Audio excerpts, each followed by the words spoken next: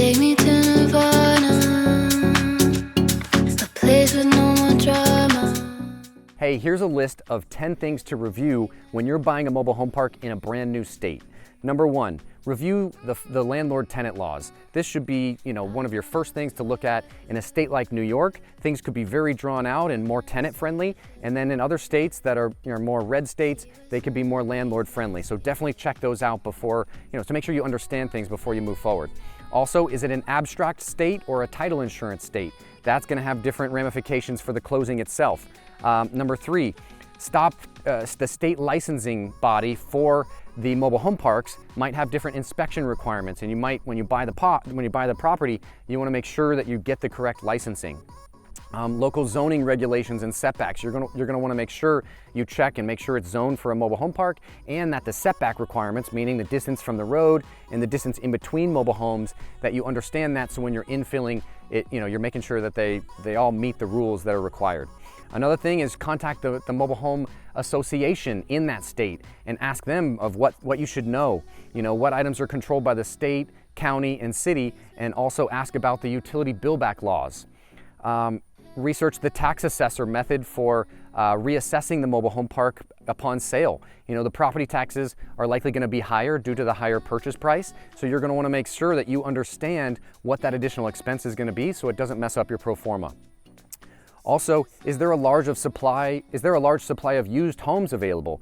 In a state like Wyoming, there might not be, and you might be forced to buy only brand new inventory if you're infilling. In a state like Indiana, there might be tons of used home inventory. So you just got to make sure you understand what you're walking into. Also, understand, is it a HUD state or not if you're bringing in brand new homes, and what are the rules if you're bringing in homes to fill vacant lots? What are the rules associated, and what type of capital investment are you going to have to bring to fill a vacant lot in terms of the concrete and site prep, etc.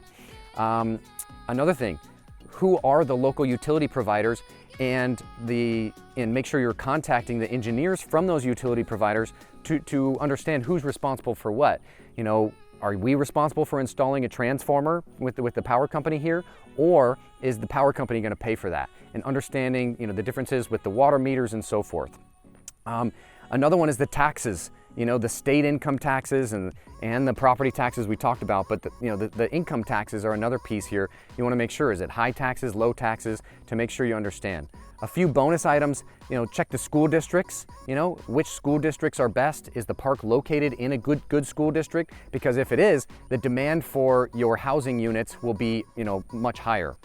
Other large operators in the area where you're buying. If there's some big REIT operators with big parks that have, consistent rent increases every year, your ceiling's going to be higher in terms of your market lot rent.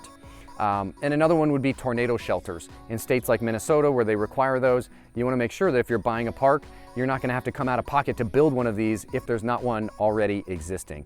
So this is not an all-inclusive list, but definitely some things you want to check out if you're buying a mobile home park in a new state. Deeper than the surface, see what's